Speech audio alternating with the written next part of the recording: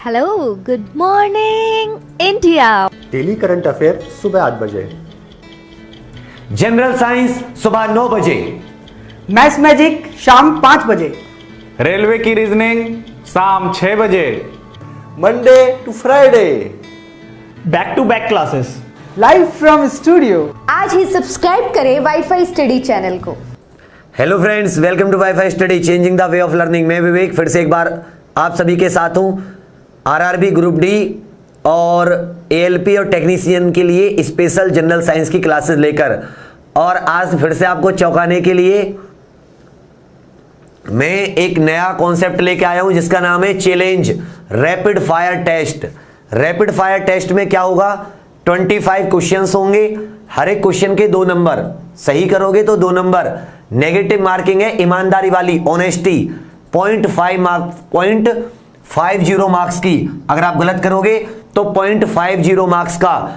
और ये चैलेंज है आपके लिए कि आपके कितनों के फुल मार्क्स आते हैं। चैलेंज है ये, जितना भी आप लोग देखोगे पूरे भारत को इन 25 क्वेश्चंस का चैलेंज है। बिना इधर देखे आंसर करना, बिना चीटिंग किए, बिना किताब की सहायता लिए, दिमाग से आंसर करना, ठीक है।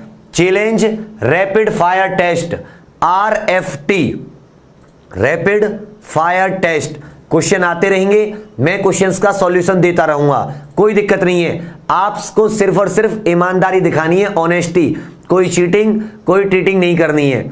बाकी तो ये जो टेस्ट है मिक्स रहेगा। कैसा टेस्ट है ये? मिक्स, मतलब इसमें फिजिक्स के भी क्वेश्चंस हैं, इसमें केमिस्ट्री के भी क्वेश्चंस हैं, इसमें बायो के भी क्वेश्चंस हैं। हो सकता है मैं इसको 25 की जगह 30 क्वेश्चंस कर दूं, मतलब 1 घंटे के अंदर टाइम रहा तो मैं इसको 25 की जगह कितने क्वेश्चंस कर दूं? 30 क्वेश्चंस। तो आप सब लोग कॉपी पेन लेकर बैठ जाओ। कॉपी और पेन बहुत ही इंपॉर्टेंट कॉन्सेप्चुअल क्वेश्चन है, थोड़ा सा दिमाग मानेंगे आपसे, और तब इनको अच्छे से आंसर करना। और आप देखना कि क्या आप फुल मार्क्स लेकर आ रहे हो।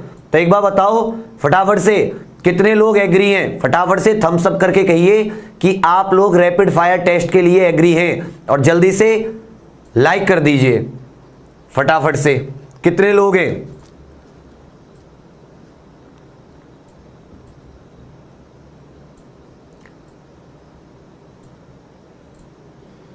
अरे भैया, आप कोर्स की टेंशन मत लो, कोर्स करते रहे, और जो ट्रेंड चल रहा है कैसा आएगा वो नहीं पता, क्या फायदा उसका। तो इसलिए 2-3 दिन ये चीज भी होनी जरूरी है। आप लोग अपना इतना ज्यादा मतलब चिंता में क्यों आ जाते हो? तुम्हें पता चिंता चिता है, तुम चिंता में क्यों आ रहे हो? अरे कोर्स कंप्लीट होगा तुरंत, सारा कोर्स कंप्लीट हो गया, कुछ किया नहीं कि पीछे क्या होता है, कैसे क्वेश्चन आते हैं। तो कभी कभी ऐसी चीजें भी करनी चाहिए, इससे थोड़ा सा जो एक लीक से हटके कुछ हो जाता है। अब बाकी रही बात बोलने की, गला तो मुझे वैसे भी है, ऐसा तो है नहीं कि मैं बोलना नहीं चाह रहा, टेस्ट में भी तो बोलना चाह रहा हूं मैं। समझते तो हो नहीं। अरे सर पढ़ाओ, कोर्स कंप्लीट, भैया मैं हूं बाबू, मैं हूं। जब नहीं कराऊं तब मुझे आके कह देना, पकड़ लेना, ठीक है। पूरा टाइम से पहले, महीना भर पहले नहीं दे दूं रिवीजन। ये चीजें होनी जरूरी है, इससे मोटिवेशन मिलेगा। सर स्टार्ट करें? चलिए, मुंह नहीं दिख रहा, रिफ्रेश कर लो। जिसको मेरा मुंह नहीं दिख रहा रिफ्रेश कर लो। एक तो सब तुम लोग, मुझे लग रहा है जितने भी मना कर रहे हो ना, चैलेंज से भाग रहे हो हैं। जिंदगी में कुछ नया करो, रिस्क। आज रिस्क वगैरह का मतलब समझ लो कि थोड़ा सा टेस्ट वेस्ट दो और समझो। नेगेटिव मार्किंग है, याद रखना, 0.50 ना आए छोड़ देना। सॉल्यूशन समझना मैंने कैसे समझाया है। 25 क्वेश्चन से अभी 50 नंबर का हो जाएगा पेपर। 25 2 जा 50। तो सर स्टार्ट कीजिए फर्स्ट क्वेश्चन के साथ। क्लियर है ना बिल्कुल एकदम? एग्जाम कैसे आ जाएगी? तुम्हारे हाथ में है, मेरे हाथ में है, क्या एग्जाम आ जाएगी?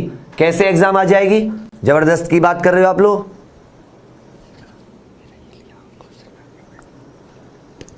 कैसे आ जाएगी? परेशान मत हो जरा भी, सब कुछ ठीक है, जिंदाबाद।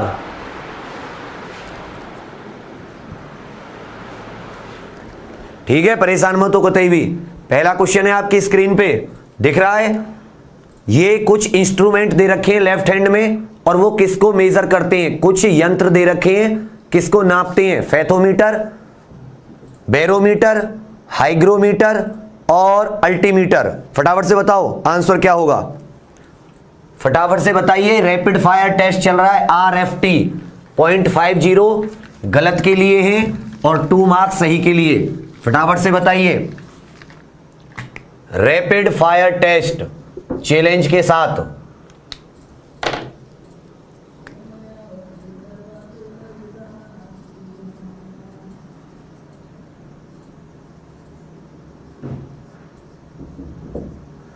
ठीक है, बताइए फटाफट इसका आंसर क्या होगा।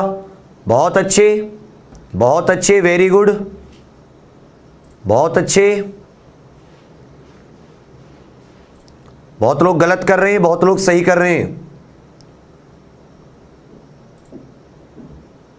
Very good. इसका आंसर होगा बी। क्वेश्चन नंबर फर्स्ट का आंसर क्या होगा? बी। क्यों होगा? क्योंकि फैथोमीटर मतलब समुद्र की गहराई, समुद्र की गहराई फैथोमीटर से नापते हैं। बैरोमीटर एटमॉस्फेरिक प्रेशर, आपको मैंने समझाया हुआ है। सर क्वेश्चन हटा दीजिए कि बैरोमीटर का अचानक से नीचे गिर जाना मतलब बहुत ज्यादा लो प्रेशर, तो आसपास की हवा आएगी। अगर बैरोमीटर का जो स्केल होता है बहुत जल्दी अचानक से नीचे गिर गया, तो यहां पे इसका मतलब क्या है कि बहुत ज्यादा लो प्रेशर है, तो आसपास की हवा आएगी, मतलब तूफान या आंधी आने की संभावना है। धीरे धीरे नीचे आए तो बारिश होने की संभावना है, रेन, और धीरे धीरे ऊपर उठने लगे तो क्या होगा? मौसम साफ। तो सर अभी एक साथ नहीं, पहले क्या बताने दीजिए। बैरोमीटर क्या नापते हैं हम लोग? वायुमंडलीय दाब, तो बी का क्या हो जाएगा? 1। हाइग्रोमीटर, हाइग्रोमीटर में नापते कितनी ह्यूमिडिटी है, कितनी ह्यूमिडिटी है, आर्द्रता, तो सी का हो जाएगा 2। और अल्टीमीटर, अल्टीमेट फीलिंग, जैसे आप बहुत ऊंचाई पे चले गए हो तो अल्टीमेट फीलिंग नहीं आती कि यार बड़ा मजा आ रहा है, अल्टीमेट फीलिंग है, मतलब बहुत ऊंचाई वाली फीलिंग है, बड़ी वाली, तो डी का क्या हो जाएगा? 3। सही आंसर है B. 4 1 2 3। Second question 4 1 2 3। Question number second, धीरे धीरे बैरोमीटर गिरता है तो क्या होता है? बारिश, रेन, और अगर अचानक से नीचे गिरे तो आंधी, और धीरे धीरे ऊपर उठे तो साफ मौसम रहने की संभावना। वेरी गुड, सही से आंसर लगा लीजिएगा अपनी नोटबुक में। क्वेश्चन नंबर सेकंड कहता है कि यदि पृथ्वी और सूर्य के मध्य दूरी दोगुनी हो जाती है, जो की जगह हो जाती कर लेना, यदि पृथ्वी और सूर्य के मध्य दूरी दोगुनी हो जाती है तो सूर्य द्वारा पृथ्वी पर लगाया गया बल, गुरुत्वाकर्षण बल, ग्रेविटेशनल फोर्स की बात कर रखी है यहां पे। If the distance between earth and sun get doubled, effect on gravitation force of sun on earth will be. 1/4 पहले से कम हो जाएगा, 1/4 बढ़ जाएगा, नो चेंज, कुछ भी नहीं। बहुत अच्छे, शाबाश, सही आंसर कर रहे हैं आप लोग। क्वेश्चन हटा दीजिए सर।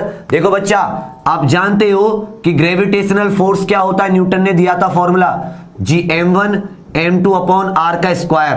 r क्या होता है? अगर हम सन और अर्थ की बात करें तो सूरज से धरती की दूरी यही होती है ना, कितनी है? r। आगे क्या कहा है? डबल हो गई। जब डबल हो गई तो नई दूरी कितनी हो गई? 2r। बेटा पहले r दूरी थी सूरज और धरती के बीच में, अब कितनी हो गई? उसकी डबल, 2r।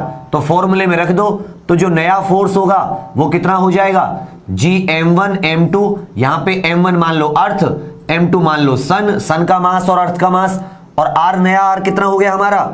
2r का स्क्वायर। तो आप जानते हो 2r का स्क्वायर करोगे तो क्या मिलेगा आपको? 2 2 जा 4, 4r स्क्वायर। और ये तो पहले वाला ही है नहीं है? Gm1 m2 upon r square, ये तो हमारा पहला वाला फोर्स है। और ये जो नया वाला होगा, ये नया वाला फोर्स पुराने का कितना हो जाएगा? 1/4। पुराने का कितना हो जाएगा? अगर इसको मैं ओल्ड मानूं तो कितना हो जाएगा उसका? 1/4। 1/4 मतलब पहले 100 था तो कितना हो जाएगा? 25 न्यूटन, मतलब 1/4 घट जाएगा। 1/4 क्या हो जाएगा? डिक्रीज, घट जाएगा। अपने आप समझ लीजिए, दूरी दुगनी हो गई। दूरी क्या हो गई? दुगनी। तो पहले अगर r थी तो अब कितनी हो गई? 2r। हमने r की जगह क्या रख दिया? 2r। और हमने जब 2r का स्क्वायर किया तो क्या मिला? 2 2 जा 4। हमने देखा अच्छा 1/4, और ये तो हमारा पहला वाला फोर्स है। अगर 100 न्यूटन है तो 1/4 कितना रह गया? 25। इसका मतलब कम हो गया। इसका दूसरा क्वेश्चन समझ लो। मान लो दूरी आधी हो जाती है, पहले r थी, नई कितनी हो जाती है? 1/2r। आप यहां पे जब फॉर्मूले में रखोगे इस क्वेश्चन को नई तरीके से, तो आपका क्या हो जाएगा r बटे 2 का स्क्वायर, और ये 2 का स्क्वायर क्या हो जाएगा 4, और 4 ऊपर चला जाएगा। तो अगर दूरी आधी हो जाती है, पास आ जाते हैं, तो 4 गुना नया फोर्स बढ़ जाएगा। लेकिन क्वेश्चन मैंने दूसरा दिया था, मैंने दूरी को बढ़ाया था ना कि घटाया था। तो आंसर हो जाएगा इसका ए। आंसर क्या हो जाएगा इसका ए, डिक्रीजेस बाय 1/4, 1/4 कम हो जाएगा। बिल्कुल सही। नेक्स्ट क्वेश्चन कहता है, समझते चलना चीजों को। एक देखो, अभी है ना, मुझे आप लोग हल्के में लोगे, कोई बात नहीं है, नहीं करोगे इन क्वेश्चंस को। मैं पेपर के दिन आपसे फिर से एक बार मुलाकात करूंगा, जब आपको समझ में आएगी इन क्लासेस की वैल्यू जीवन भर के लिए, कि ये मैं जो पढ़ा रहा था कैसे, क्या सोच के कैसे क्वेश्चन करा रहा था। नेक्स्ट क्वेश्चन है, सब आरआरबी के क्वेश्चन है ये। एक झूले पर सीता बैठकर झूल रही थी, अब गीता भी झूले पर आकर बैठ गई। एक झूला था, स्विंग था, सीता बैठकर झूल रही थी, अब गीता भी झूले पर आकर बैठ गई। झूले की आवर्त गति, Sita is playing on a swing, Gita also came and set on the swing. अब इंग्लिश मेरी गलती हो तो पकड़ना मत। Effect on swings time period, जो वो झूले का टाइम पीरियड है उस पर क्या असर आएगा? टाइम पीरियड कम हो जाएगा, टाइम पीरियड बढ़ जाएगा, या कुछ नहीं होगा? None of these. बहुत अच्छे, सही आंसर कर रहे हैं आप लोग, शाबाश, बहुत खुशी की बात है, वेरी गुड, जिंदाबाद। चलिए क्वेश्चन हटाइए सर। बच्चा देखो, जो झूला होता है, अगर आप ध्यान से देखोगे तो झूला भी क्या है? एक तरीके का पेंडुलम है। झूला भी क्या? एक तरीके का सरल लोलक है नहीं है पेंडुलम। चलिए, आप जानते हैं पेंडुलम का जो फॉर्मूला होता है टाइम पीरियड निकालने का, आवर्तकाल निकालने का, क्या होता है? 2 pi under root L upon g. होता नहीं होता है? 2 pi under root L upon g. अब देखो, एक झूला है, इस झूले पे पहले क्या बैठी है? सीता, मान लिया। अब झूले पे कौन आके बैठ गई? गीता भी आके बैठ गई। अब एक बात बताओ, तो टाइम पीरियड पे क्या असर पड़ेगा ये पूछा है।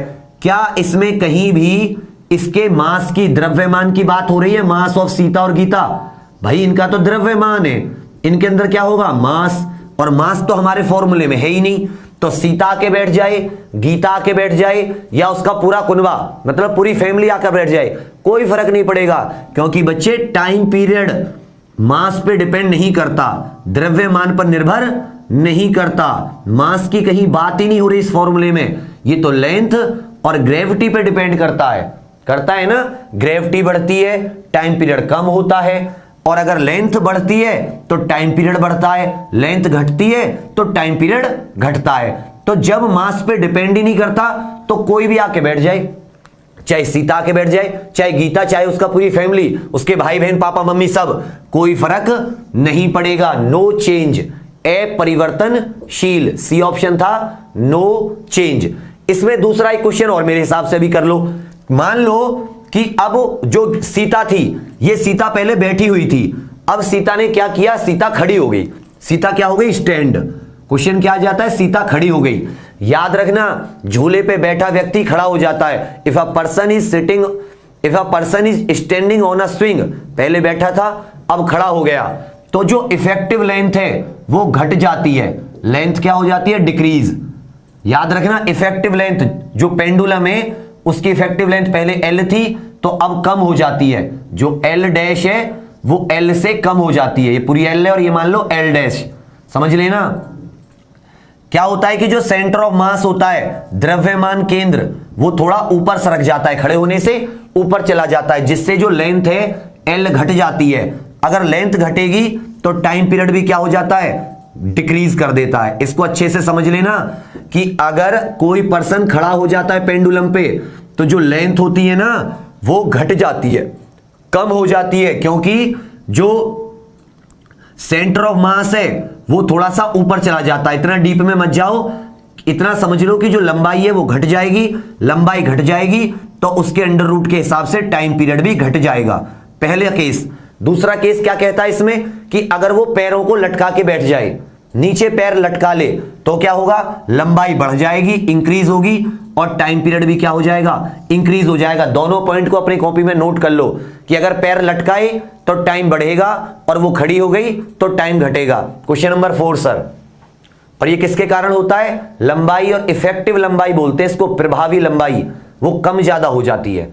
जब वो खड़ी हो जाएगी तो प्रभावी लंबाई इफेक्टिव लेंथ कम, और बैठ जैसे पैर लटका लेगी इफेक्टिव लेंथ ज्यादा। इसीलिए एक और चीज सोचो, तुमने झूला झूला होगा, जब तुम झूले पे खड़े होते हो और झूले पे खड़े होके इस तरीके से देते हो ना, पैर से जो पुश करते हो खड़े होके, तो टाइम पीरियड क्या होता है, जल्दी जल्दी बढ़ता है ना वो, तो उसका कारण वही है।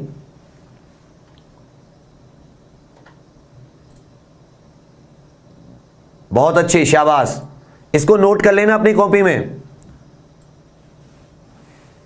और लाइक और शेयर करना मत भूलना, नहीं करोगे तो फिर दिक्कत हो रही है मुझे, मेरे बस का ना है, मेरे जी से नहीं आ रही कतई मोटिवेशन।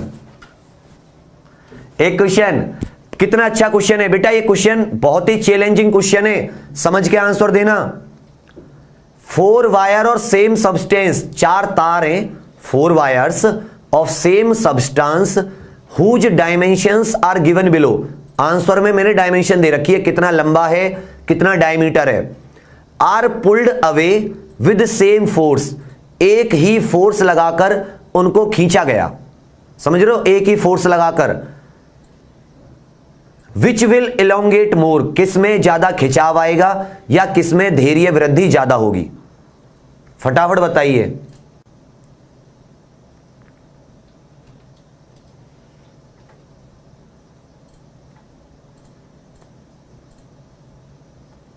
शाबाश, अब इसमें दिमाग लगाना पड़ेगा तुम्हें, इसमें क्या लगाना पड़ेगा, दिमाग। सेम क्वेश्चन है, जो अभी 4 वायर है सेम, इसको अच्छे से कॉपी में अपने दिमाग में रख लो जिससे क्वेश्चन हट जाए तो तुम्हें कोई प्रॉब्लम ना आए। सर क्या इस क्वेश्चन को छोटा करके लगा सकते हो साइड में, देखो इस क्वेश्चन को समझ लेना, ठीक है। चलिए अब मेरी एक बात सुनो बच्चा, सर इस क्वेश्चन को हटा दीजिए। आपने प्रत्यास्थता पढ़ी थी, इलास्टिसिटी,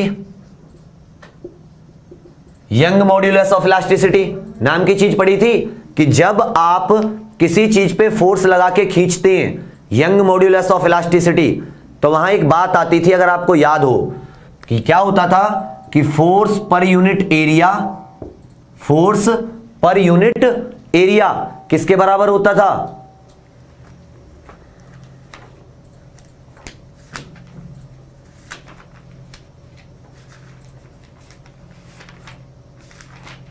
ये इलास्टिसिटी का क्वेश्चन है,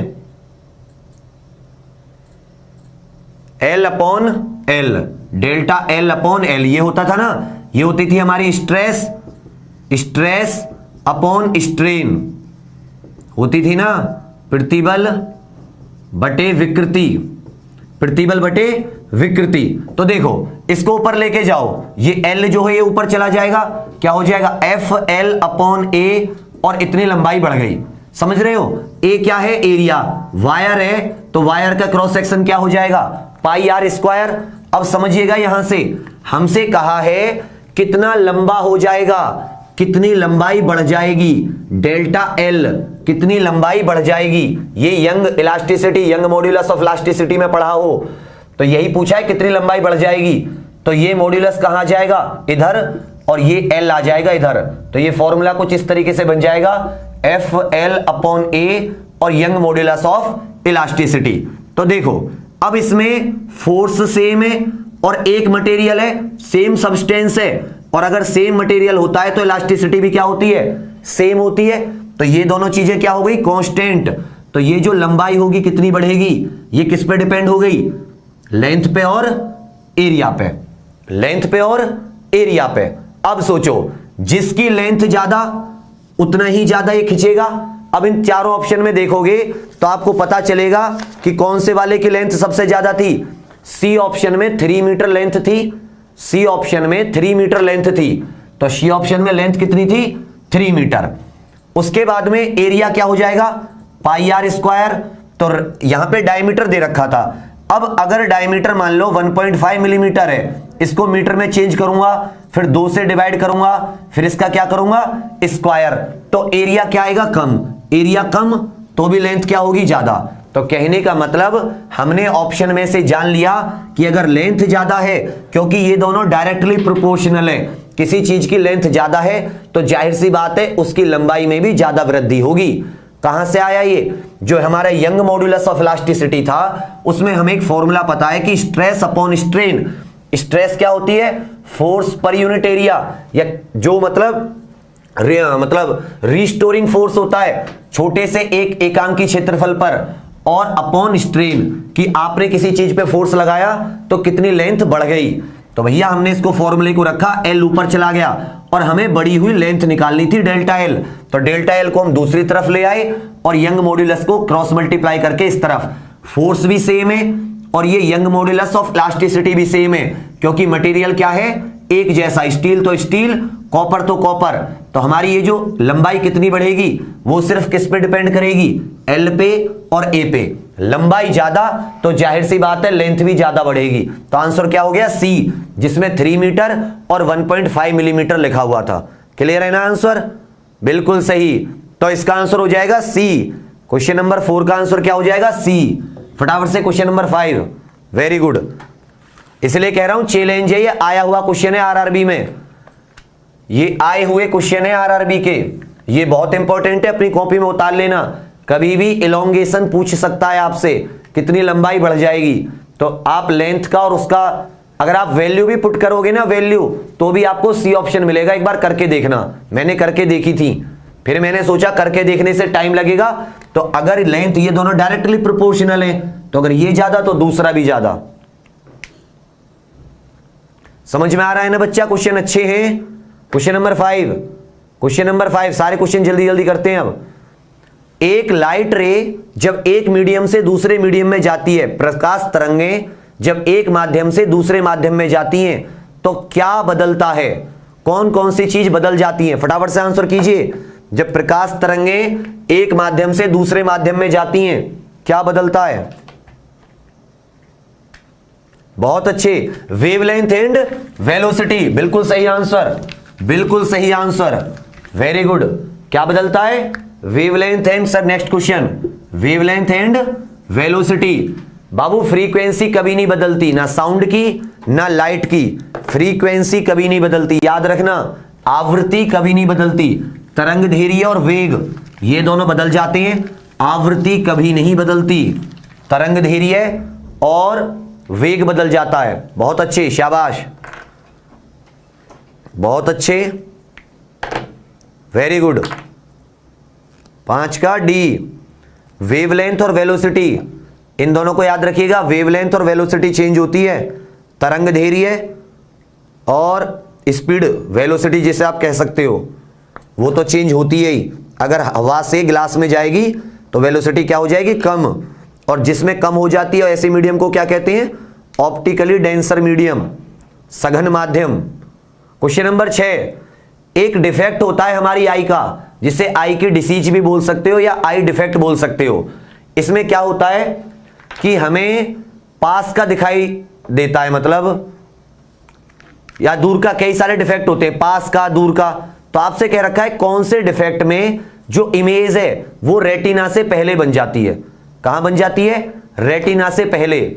नियर साइटेडनेस, निकट दृष्टिकोण, दूर दृष्टिकोण, प्रेस बायोपिया या जरा दृष्टिकोण, किसमें बताइए, शाबाश, बहुत अच्छे।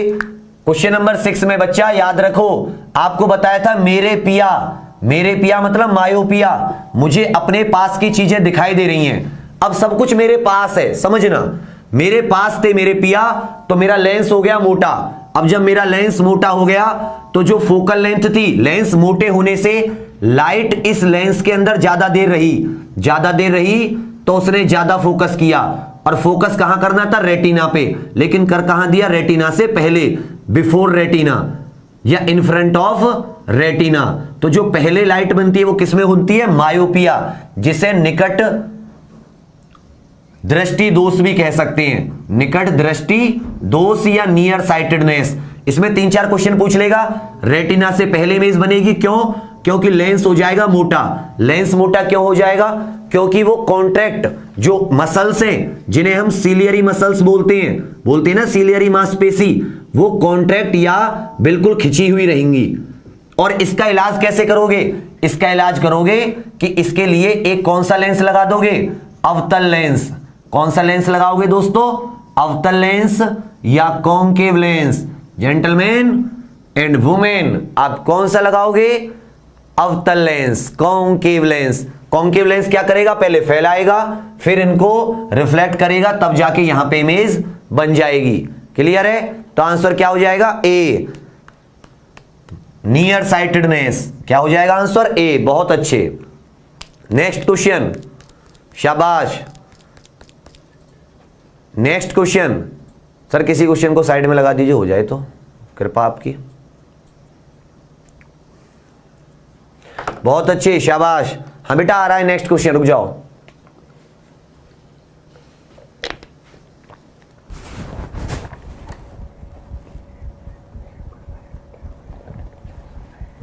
बेटा रैपिड फायर टेस्ट है, टेंशन मत लो। ये RFT रैपिड फायर टेस्ट, जो लोग अभी जुड़ रहे हैं सुन लीजिए, ये टेस्ट चल रहा है 25 क्वेश्चंस का। इनमें अपनी वो देखिए तैयारी का स्टेटस।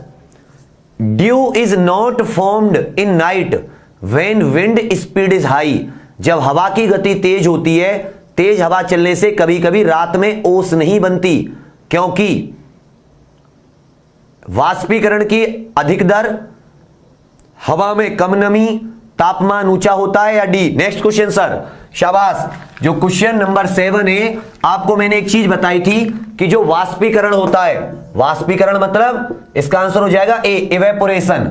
वाष्पीकरण ये किस किस पे निर्भर करता है, समझते रहना। ए, टेम्परेचर पे, टेम्परेचर बढ़ेगा वाष्पीकरण बढ़ेगा, ठीक है। बी, हवा की गति, विंड स्पीड। अब देखो यहां पे हवा की गति बढ़ी ना, हवा की गति बढ़ने से इवेपोरेशन भी बढ़ेगा, और जब हवा इवेपोरेशन ज्यादा होगा तो भैया वो नहीं होगा, ड्यू नहीं बनेगी, ड्यू नहीं बनेगी, ओस नहीं बनेगी, क्योंकि इवोपरेट हो जाएगा। इवोपरेशन की रेंज ज्यादा है, वो पानी जो था ड्यू का उसका वो भाप बन जाएगा। सी क्या बोला था मैंने आपको? सरफेस एरिया, कि अगर आपने कपड़े एक साथ ऐसे चिपका के सुखाए लंबा करके, जितना क्षेत्रफल बढ़ेगा उतना ज्यादा वाष्पीकरण होगा। और डी का कहते थे ह्यूमिडिटी, आर्द्रता। अगर हवा में आर्द्रता ज्यादा है, आर्द्रता बढ़ेगी तो वाष्पीकरण घटेगा, सिर्फ इस केस में घटेगा, बाकी में बढ़ेगा। इवोपरेशन मतलब वाष्पीकरण, तापमान, हवा की स्पीड और क्षेत्रफल पे डिपेंड करता है। और चौथा आर्द्रता पे। क्वेश्चन नंबर 8, बहुत अच्छे, शाबाश। जितने लोग नए आए हैं आप लोग एक चीज समझ लीजिए, हम लोग टेस्ट कर रहे हैं रैपिड फायर टेस्ट, भरोसे के साथ चलते रहो, परेशान मत हो। सारे के सारे सिलेबस को कर लेंगे, कुछ चीजें अलग की करनी भी जरूरी होती हैं। बिल्कुल सही, टेम्परेचर, विंड स्पीड और सरफेस एरिया। सर लगाइए क्वेश्चन 8, शाबाश, बहुत अच्छे। क्वेश्चन नंबर 8 कहता है कि length diameter resistivity of 2 wires is in the ratio. लो, मैंने इसके आंसर ही नहीं लिखे। चलो इसके आंसर आप ABCD ऑप्शन में यहां लिख दे रहा हूं। मैंने इस क्वेश्चन में ABCD ऑप्शन नहीं दिए हैं, यहां पे लिख दे रहा हूं। A 15 Om, B 10 Om, C 5 Om, D 20 ओम। इसके ऑप्शन हैं क्वेश्चन नंबर 8 के। Length diameter resistivity of 2 wires is in the ratio 1:2। कहने का मतलब अगर एक पहला, देखो इधर समझते रहना, फटाफट फटाफट जल्दी करो इसका आंसर। और अगर रेसिस्टिविटी ऑफ फर्स्ट वायर, पहले की रेसिस्टिविटी 10 ओम है, तो find the ratio of resistance, या दूसरे का रेसिस्टेंस बता दो। आप क्या बता दो? दूसरे का रेसिस्टेंस। और अगर ऐसा कहोगे, रेशियो में कहोगे, तो आप समझ लो ए वाला 1:2, 1:1, 1:3, 1:4। इस तरीके से अगर रेशियो में आंसर चाहिए तो आपको बताइए फटाफट। अब देखो दो वायर है, wire number A, wire number B. इसकी लेंथ अगर मान लो 1 है तो इसकी लेंथ कितनी है 2, क्योंकि 1:2 है। अगर 1 मीटर है तो 2 मीटर। अगर इसका डायमीटर 1 मीटर है तो इसका डायमीटर कितना हो जाएगा 2 मीटर। इसकी रेसिस्टिविटी कितनी है 1 ओम मीटर, है ना। तो इसकी रेसिस्टिविटी कितनी हो जाएगी 2 ओम मीटर, डबल हो गई ना, मतलब इससे डबल। अगर ये रो है तो ये कितनी हो जाएगी बी की 2 रो, मतलब इसकी डबल।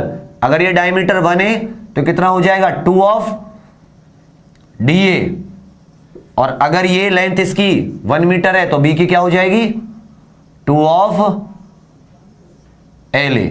अब आपको इसका रेसिस्टेंस दे रखा है कितना 10 ओम। अब आपसे पूछा है कि बी वाले का रेसिस्टेंस कितना होगा या इनका रेशियो कितना होगा, तो भैया फॉर्मूले में रख दो, कोई टेंशन नहीं है। रेसिस्टेंस क्या होता है रो बी वाला, इसकी लेंथ और इसका एरिया, ये सब रख दिया फॉर्मूले में। अब निकालने की कोशिश करो। जो ये है इसकी रो कितनी है पहले वाले की डबल, लेंथ कितनी है वो भी पहले वाले की डबल, इसका एरिया कितना है ये भी पहले वाले का डबल। क्लियर है, ये भी क्या हो जाएगा पहले वाले का डबल। तो देखो एरिया क्या होता है पाई आर स्क्वायर होता है, नहीं होता है। अब हमें डायमीटर कितना दे रखा है, हमें डायमीटर दे रखा है यहां पे 2, तो 2 का आधा करेंगे कितना हो जाएगा 1 रो ए का स्क्वायर। तो अरे यहां पे आंसर लगाएंगे तो क्या आ जाएगा 2 रो इंटू 2 एल अपॉन ए।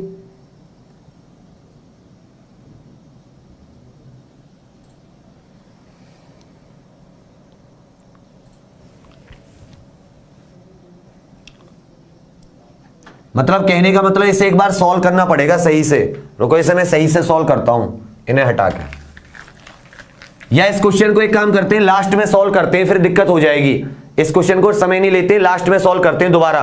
नेक्स्ट लगा दीजिए सर, इसको दोबारा लेते हैं। इसका 10 ओम आएगा, इतना तो मुझे याद है, इसका 10 ओम आएगा 1:1, और इसको भी निकालते हैं।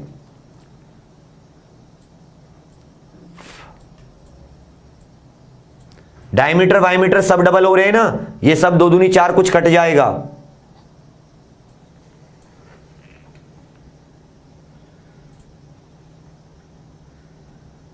टेंशन मतलब इसको दोबारा निकालते हैं, नेक्स्ट लगा दीजिए सर।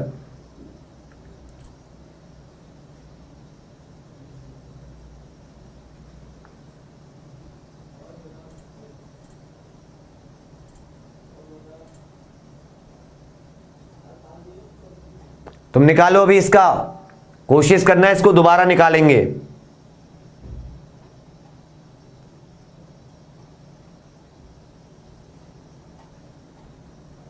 Next question sir.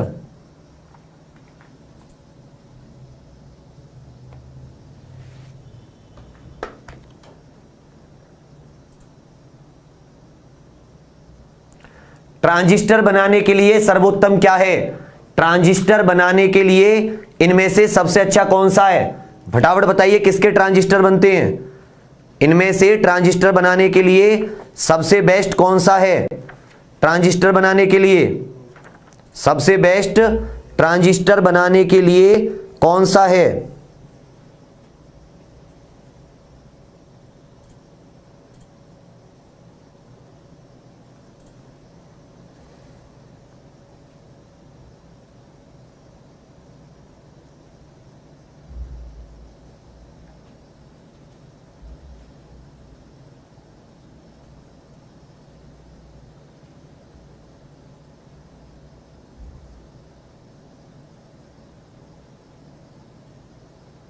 बहुत अच्छे, सिलिकॉन।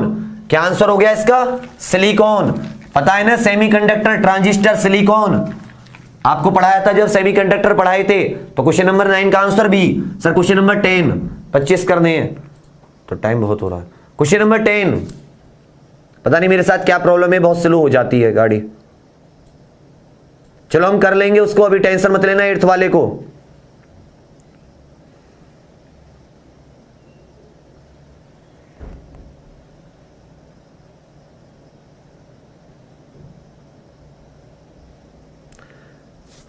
क्वेश्चन नंबर 10 है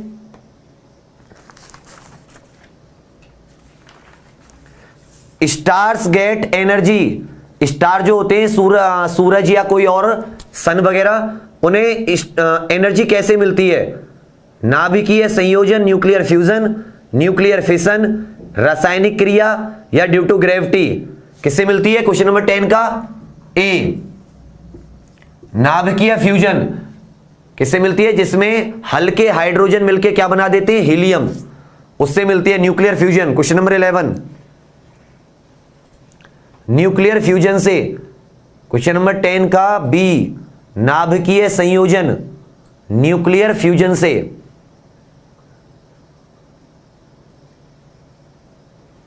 बिल्कुल सही। इसमें क्या होते हैं? हीलियम एटम जो होते हैं हल्के, वो मिलके क्या बना देते हैं?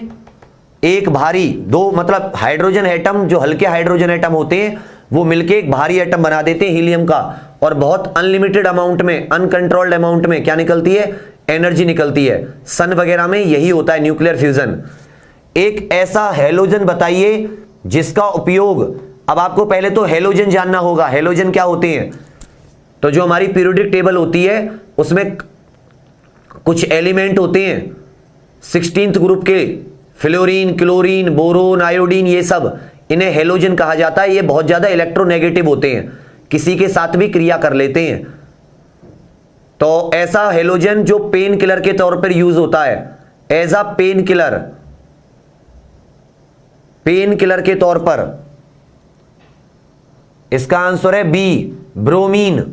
इसका आंसर क्या है? B, bromine. इसका आंसर क्या है? B, bromine. सर नेक्स्ट लगा दीजिए।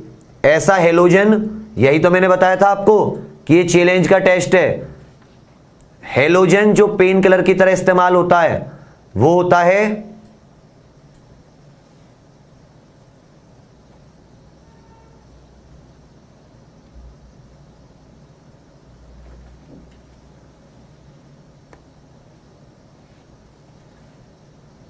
As a pain killer.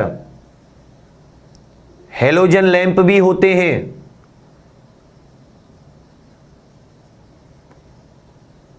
ये ग्रुप 17 होता है, 16 नहीं, group 17 of periodic table. Fluorine, chlorine, bromine, iodine, astatine और अनसेप्टियम क्या होता है इसमें? इसका जो वैलेंसी होती है या जो इनको इलेक्ट्रॉन लेने की एक क्षमता होती है, सॉलिड, लिक्विड और गैस तीनों में मिलाए जाते हैं।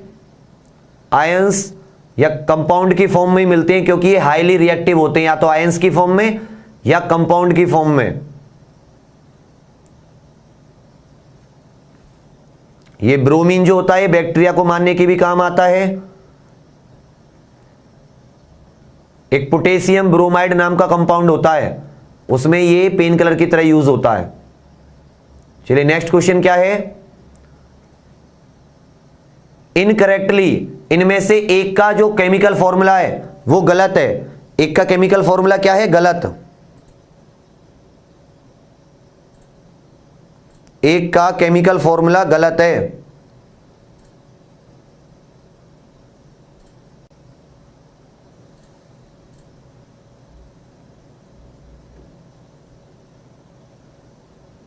बिल्कुल सही, बिल्कुल सही। जिप्सम CaSO4.2H2O, बिल्कुल सही है।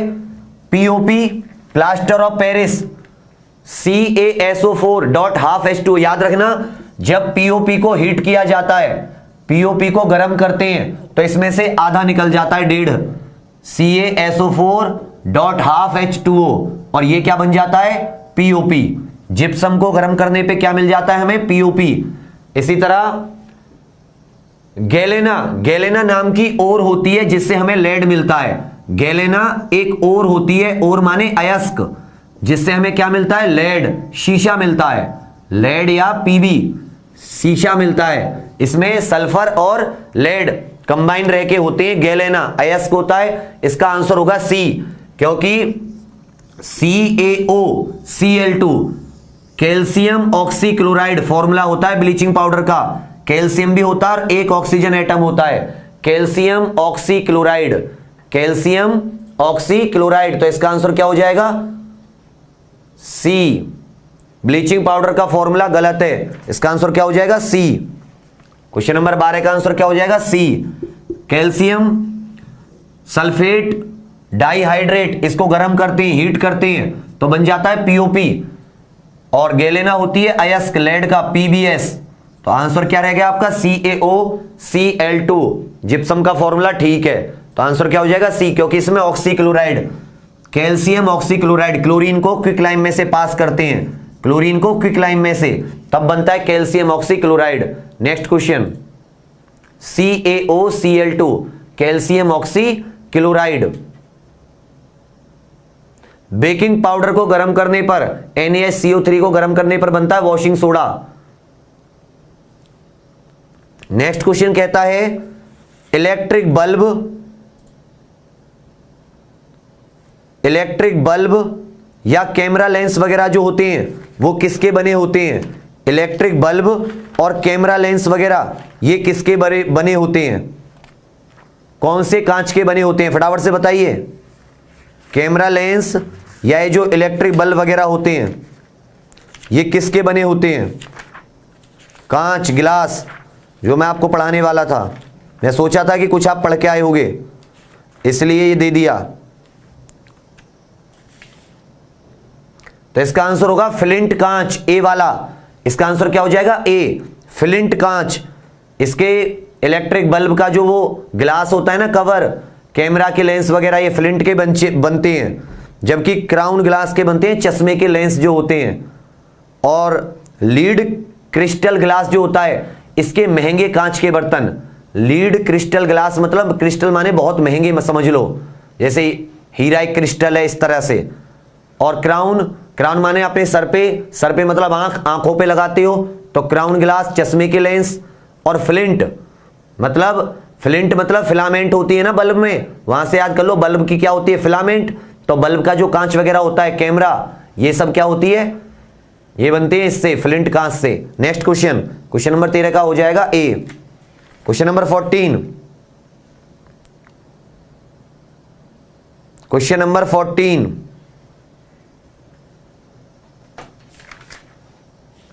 क्वेश्चन नंबर 14, बहुत अच्छे, शाबाश, कर लेंगे जल्दी जल्दी सारों को, टेंशन मत लो।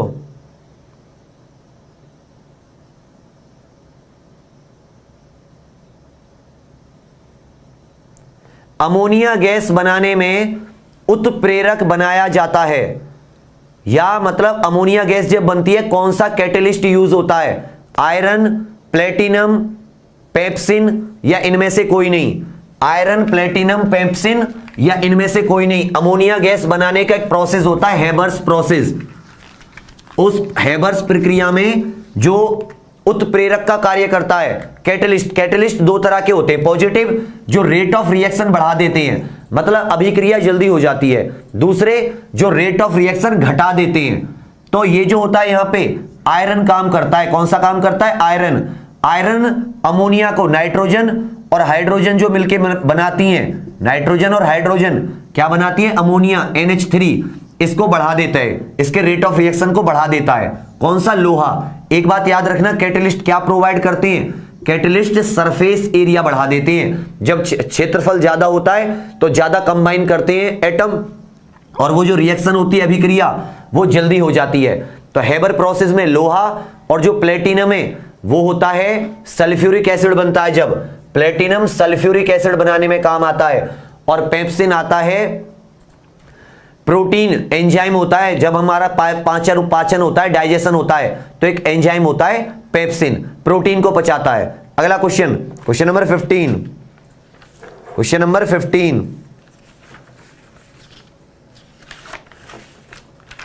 Question number 15, dash is used in safety matches.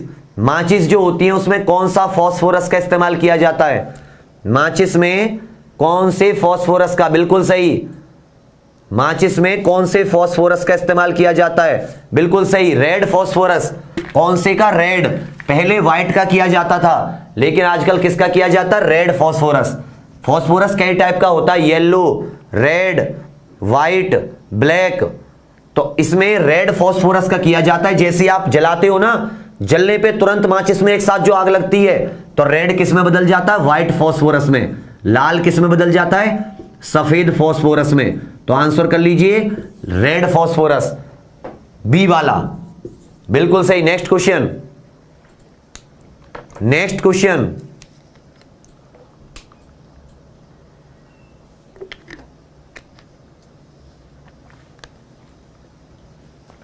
Next question,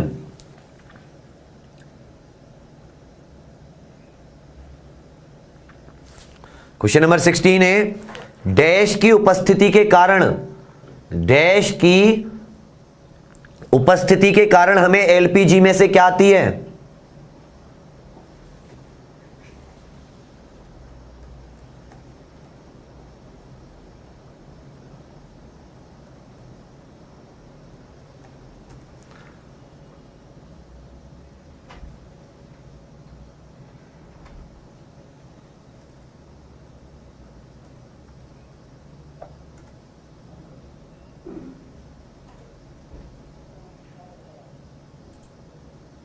बहुत सही। किसका कंपाउंड होता है?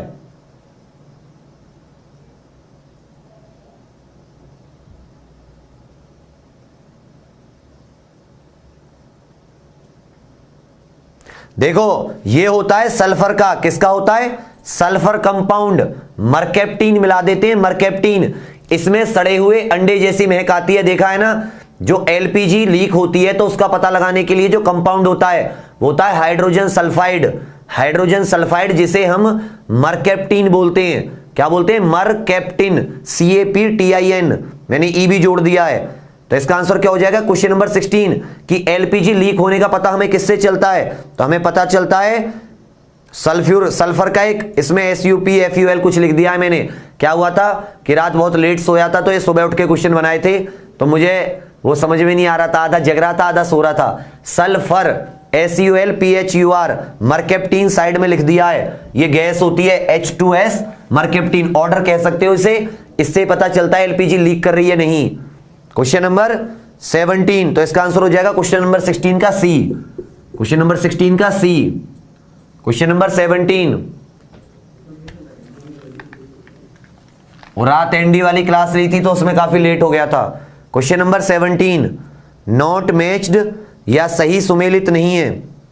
इसमें एक तरफ कुछ गैस दे रखी है और एक तरफ उनमें क्या क्या पाई जाती है। बिल्कुल सही। नेक्स्ट क्वेश्चन है क्वेश्चन नंबर 17, सही सुमेलित नहीं है। एलपीजी बिल्कुल सही है, ब्यूटेन प्रोपेन का मिक्सचर होता है। CNG methane ethane. Coal gas बिल्कुल सही है, हाइड्रोजन मीथेन कार्बन मोनोऑक्साइड भी होती है। जल गैस वाटर गैस, कौन सा इसका आंसर होगा जल्दी बताइए?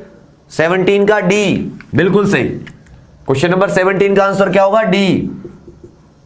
वाटर गैस में होता है हाइड्रोजन प्लस कार्बन मोनोऑक्साइड, और प्रोड्यूसर गैस नाम की उत्पादक गैस या प्रोड्यूसर गैस होती है, वो होती है हाइड्रोजन प्लस नाइट्रोजन। तो इसमें क्या हो जाएगा? वाटर गैस गलत है, डी वाला, क्योंकि वाटर के साथ क्या होनी चाहिए थी? हाइड्रोजन प्लस कार्बन मोनोऑक्साइड, और प्रोड्यूसर में होती है H2 प्लस N2। तो क्वेश्चन नंबर 17 का हो जाएगा D. Question number 18, question number 18, बहुत अच्छे, शाबाश, बहुत शाबाश, वेरी गुड।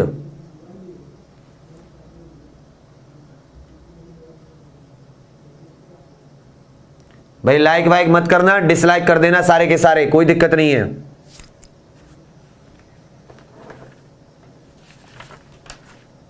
क्योंकि हिंदी इंग्लिश दोनों में लिखा, समझा भी रहा है, कोई दिक्कत नहीं है, तुम डिसलाइक कर देना, कोई इश्यू नहीं है। सोडियम धातु का संग्रह निम्न में किसमें डुबोकर किया जाता है? सोडियम एक बहुत ही रिएक्टिव कंपाउंड होता, रिएक्टिव एलिमेंट होता है। सोडियम रिएक्टिविटी सीरीज में बहुत ऊपर होता है। पोटेशियम सोडियम ये बहुत ज्यादा रिएक्टिव होते हैं, किसी के साथ भी रिएक्ट कर लेते हैं, क्योंकि एक इलेक्ट्रॉन इनके पास होता है तुरंत दे देते हैं। तो सोडियम को किसी चीज में डुबोकर रखा जाता है जिससे कि उसमें आग ना लगे। अगर सोडियम को आप ऐसे निकाल के रख दोगे आग लग जाएगी उसमें। तो वो होता है केरोसिन ऑयल में। सोडियम को किस में रखते हैं? केरोसिन। पानी में भी नहीं रखते हैं, किस में रखते हैं? केरोसिन में। तो क्वेश्चन नंबर 18 का हो जाएगा A, kerosene. Question number 19, question number 19 बिल्कुल सही। क्वेश्चन नंबर 18 का क्या हो जाएगा बच्चा? केरोसिन।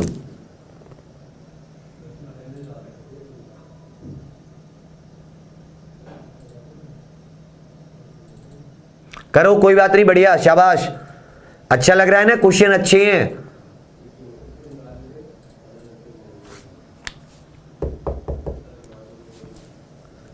क्वेश्चन नंबर 19 बहुत अच्छे। कार, देखो कितना अच्छा क्वेश्चन है। कार चालक की सुरक्षा के लिए प्रयोग में आने वाला वायु थैला, एयरबैग होते हैं ना कार में, तो एयरबैग्स में क्या पाया जाता है? ये आपका क्वेश्चन है। एयरबैग में क्या पाया जाता है? एयरबैग में क्या पाया जाता है? एयरबैग में एक कंपाउंड भरा रहता है और वो जो कंपाउंड होता है वो जब फट जाता है एयरबैग तो वो नाइट्रोजन में बदल जाता है, और जब नाइट्रोजन फैलती है तो हम बच जाते हैं जब कोई एक्सीडेंट वगैरह होता है। बिल्कुल सही। क्या भरा होता है? क्वेश्चन नंबर 19 का है बी।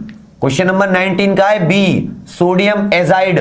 आज अच्छे से लर्न कर लो, सोडियम एजाइड ये भरा होता है NaNO3। NaN3 एक टॉक्सिक है, जहरीला है। देखो इसके साथ एक एयरबैग है, इसमें ये सोडियम एजाइड भरा हुआ है, इसके साथ यहां पे एक इलेक्ट्रिक प्लग लगा होता है। जैसे ही एक्सीडेंट होता है इस इलेक्ट्रिक प्लग में चिंगारी निकलती है और चिंगारी से ये जो है किसमें कन्वर्ट हो जाता है? नाइट्रोजन गैस में। किसमें बदल जाता है? नाइट्रोजन। और ये थैला फूल जाता है, एयरबैग खुल जाते हैं, ओपन हो जाते हैं। क्या भरा रहता है? सोडियम एजाइड बोलते हैं उसको, सोडियम एजाइड NaN3। जैसे ही प्लग होता है, प्लग में चिंगारी निकलती है, इसमें रिएक्शन होती है और ये नाइट्रोजन में बदल जाता है। ये किस में बदल जाता है? नाइट्रोजन गैस में।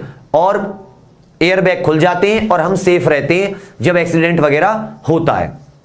बहुत सही। NaN3 फॉर्मूला होता है सोडियम एजाइड।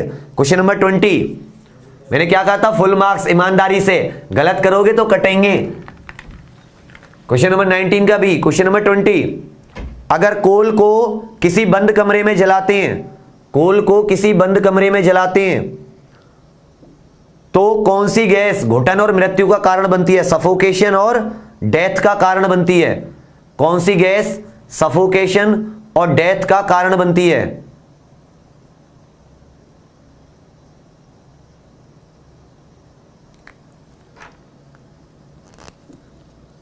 ये क्वेश्चन बहुत इजी, अच्छे हैं, जल्दी बताओ आंसर। Carbon monoxide. क्या हो जाएगा इसका answer? Carbon monoxide. Question number 20 का B. Question number 21, question number 20 का बी, क्वेश्चन नंबर 20 का बी बिल्कुल सही, कार्बन मोनोऑक्साइड। याद रखना, जब भी ईंधन कम ऑक्सीजन में जलता है, तो लॉक रूम था तो वहां भी तो कम ऑक्सीजन थी, इसीलिए कभी भी ठंडों में लॉक रूम करके खिड़की दरवाजे बंद करके आग नहीं जलानी चाहिए, अंगीठी वगैरह।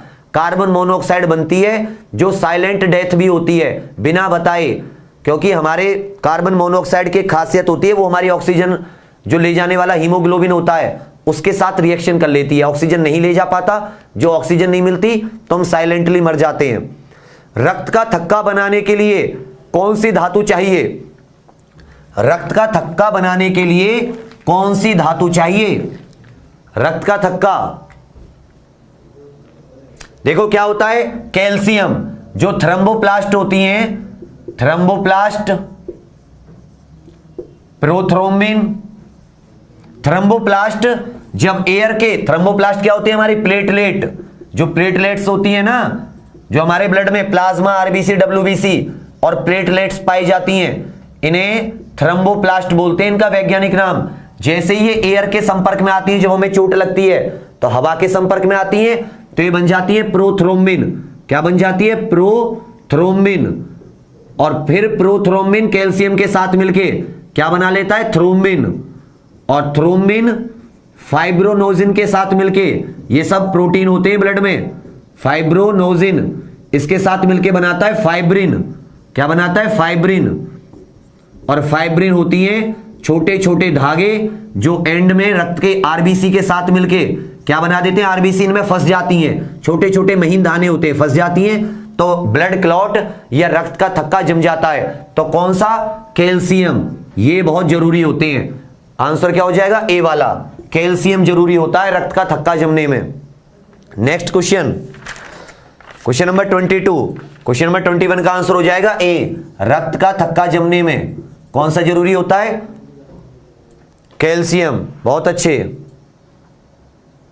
नेक्स्ट क्वेश्चन, बस 1 मिनट में खत्म होने वाले। क्वेश्चन नंबर 22, इनमें कौन सा करेक्टली मैच नहीं है। देखो लिगामेंट, लिगामेंट बोन से बोन, इस हड्डी से इस हड्डी को जोड़ने के लिए संयोजी ऊतक होते हैं, संयोजी माने कनेक्टिव टिश्यू, तो लिगामेंट बिल्कुल सही है। टेंडन, टेंडन क्या होता है, ये मांसपेशी, जैसे मेरी मसल है, मसल को जब मैं सिकोड़ता हूं तो हड्डी पीछे, मतलब जो मसल से जो बोन्स को जोड़ती है, मेरे में तो आपको अच्छे से दिख जाएगा, पूरा एक्सरा करने की भी जरूरत नहीं है। देखो ये हड्डी यहां पे और यहां पे क्या है, मसल, तो इनको जोड़ने का काम कौन कर रहे हैं, टेंडन, ये भी सही है। अब ये गलत है, कॉन्ड्रियोब्लास्ट, कॉन्ड्रियोब्लास्ट नहीं होती, वो एडिपोसाइट्स होती हैं। क्या होती हैं, एडिपोस टिश्यू, इसका सी गलत है। क्वेश्चन नंबर 22 का क्या गलत है, सी, क्योंकि एडिपोस टिश्यू जो होते हैं या एडिपोसाइट्स, एडिपोसाइट्स ये फैट और लिपिड को स्टोर करती हैं, वसा और लिपिड को।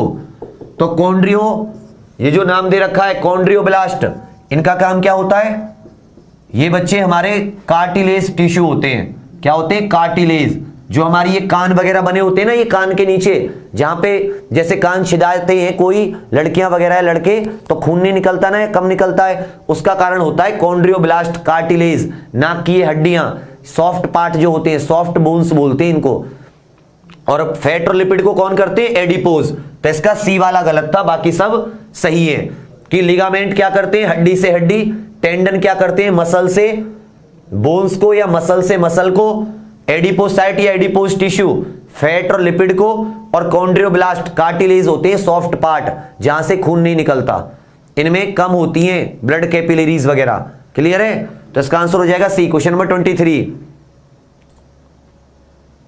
कॉन्ड्रियोब्लास्ट फैट नहीं होते, एडिपोसाइट्स होती हैं। फैट मतलब ये जो हमारे स्किन की रक्षा करती हैं बाहरी तत्वों से, एक्सटर्नल एलिमेंट से। बोन्स और टीथ किसके बने होते हैं, फटाफट से बताइए, बोन्स और टीथ किसके बने होते हैं, हमारी हड्डियां और दांत किसके बने होते हैं, बोन्स और टीथ, फटाफट बताइए। क्वेश्चन नंबर 23, बोन्स और टीथ किसके बने होते हैं,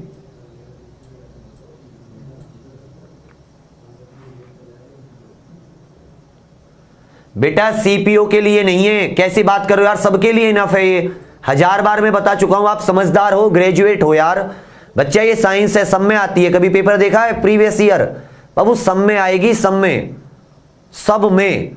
भारत का कोई ऐसा एग्जाम नहीं है जिसमें साइंस नहीं आती हो, पुलिस से लेके आईएएस तक का, और ऐसे ही क्वेश्चन आते हैं। तो आप ये कहते हो कि यार ये इंपॉर्टेंट है, नहीं है। हमेशा पढ़ने से पहले किसी भी के लिए प्रीवियस ईयर पेपर देखो, सारे आपके इंद्रियां खुल जाएंगी, सेंस सारे काम करने लगेंगे। बोन्स और टीथ, कैल्शियम और फास्फोरस, क्या होता है, कैल्शियम एंड फास्फोरस, अच्छे से याद कर लो इसको, कैल्शियम और फास्फोरस पाया जाता है, तो आंसर हो जाएगा बी। क्वेश्चन नंबर 24, कैल्शियम और फास्फोरस पाया जाता है। बाबू जिस भी एग्जाम में साइंस आती है ना बच्चा, उस एग्जाम में क्वेश्चन साइंस के SSC, CGL, CPO, NDA, CDS, AFCAT, PCS, IAS, UP police, Rajasthan, Haryana, Madhya Pradesh, West Bengal, दुनिया में जहां आती है वहां ये पूछे जाते हैं क्वेश्चंस। और मैं कमेंट इसलिए नहीं देख रहा हूं क्योंकि मैं क्वेश्चन का आंसर भी बता रहा हूं, क्योंकि ये टेस्ट है, कमेंट का जवाब देता रहूंगा तो फिर तो हो गया काम। आप जो भी प्रॉब्लम हुआ करे कमेंट बाद में जो आती है ना लाइव के बाद में, उसमें पूछा करो। हर एक कमेंट का लाइक करता हूं, नहीं तो जो क्वेश्चन पूछते हो उसका रेस्पॉन्स करता हूं, नहीं करता हूं तो बता दो। इसमें बताइए कौन सा करेक्टली मैच, कुछ एंजाइम है हमारे डाइजेस्टिव सिस्टम के, इरिप्सिन, इरिप्सिन का काम क्या है, लाइपेज, टाइलिन, ट्रिप्सिन, इनमें गलत है। देखो लाइपेज, टाइलिन, ट्रिप्सिन, इरिप्सिन, इनका ही गलत है, इनमें से फटाफट बताइए। इसका आंसर हो जाएगा बी, इसका आंसर क्या हो जाएगा? बी। क्वेश्चन नंबर 24 का बी क्या हो जाएगा? सुन लो, जो लाइपेज होता है ये हमारी आंत में निकलता है, इंटेस्टाइन में, और ये प्रोटीन को और जो बाकी बचे हुए होते हैं उन्हें डाइजेस्ट करता है। क्या बनाता है? Amino acid.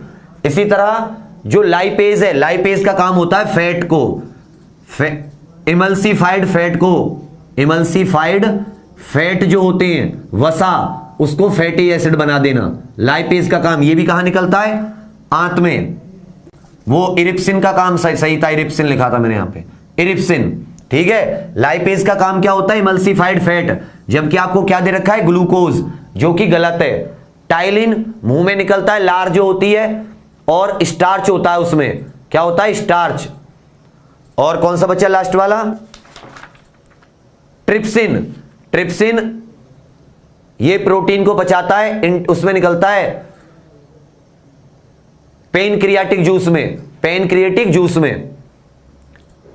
Question number next, question number 25, इसका हो जाएगा लाइपेज वाला, बी वाला, क्वेश्चन नंबर 24 का। ये गलत है क्योंकि ये फैट को पचाता है और इसमें ग्लूकोज को दे रखा है। ग्लूकोज तो वैसे ही स्टार्च बाद में ग्लूकोज में बदलता है, कार्बोहाइड्रेट। नेक्स्ट है लास्ट क्वेश्चन, करेक्टली मैच। इसमें हमारे दिमाग के कुछ हिस्से दे रखे हैं, उनके बारे में कह रखा है। पोन्स तो रेस्पिरेशन के लिए जिम्मेदार है, पीछे होता है पश्च मस्तिष्क, हिंड ब्रेन में। सेरिबेलम चलने फिरने में, मुद्रा, जो शराबी होते हैं, एल्कोहलिक पर्सन, उनका जब शराब पी लेते हैं तो सेरिबेलम कंट्रोल में नहीं रहता और वो लड़खड़ा कर चलते हैं। मेड्यूला, ये हार्ट बीट या जितने भी हमारे ऑटोनोमस, जितना हार्ट बीट हुआ, पलक झपकना, छींक आना, खांसी आना, ये सब जो काम होते हैं जो अपने आप होते हैं, उसे कौन कंट्रोल करता है? मेड्यूला। तो इसका आंसर हो जाएगा D, all are correct, all are correct.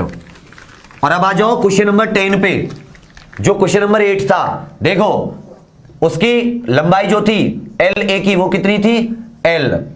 उसका डायमीटर अगर 1 है तो मान लेते हैं रेडियस कितना हो जाएगा? वो मान लो आर ए, और उसकी जो रेसिस्टिविटी है वो कितनी हो जाएगी? रो ए। और उसका रेसिस्टेंस कितना दे रखा था? 10 ओम। जो बी वाला है उसकी लेंथ इसकी डबल, उसका भाई डायमीटर डबल था तो रेडियस भी कितना हो जाएगा? डबल। और अगर उसका रो मतलब रेसिस्टिविटी डबल थी तो ये भी कहां पे कितनी हो जाएगी? डबल हो जाएगी। हो जाएगी नहीं हो जाएगी? और इसका हमें क्या पूछा है? रेसिस्टेंस। तो अब देखो आपका R1 क्या हो जाएगा? R A rho L A, rho A L A upon area, या इसको क्या कर सकते हो? Pi R A square. Area को ऐसे तो कर सकते हो, पाई आर ए स्क्वायर। इसी तरह इसका क्या हो जाएगा? Rho B L B upon pi R B का स्क्वायर। एरिया की जगह पाई आर स्क्वायर लिख सकते हैं, दोनों का रेशियो निकाल लो, R A upon R B, R A upon R B. तो ये कितना हो जाएगा? Rho A upon L A upon pi R A का स्क्वायर। इधर देखो इसका मतलब आर ए है ये, तो इसके नीचे क्या आ जाएगा? आर ए और आर बी का रेशियो निकालोगे तो नीचे क्या आ जाएगा? R B.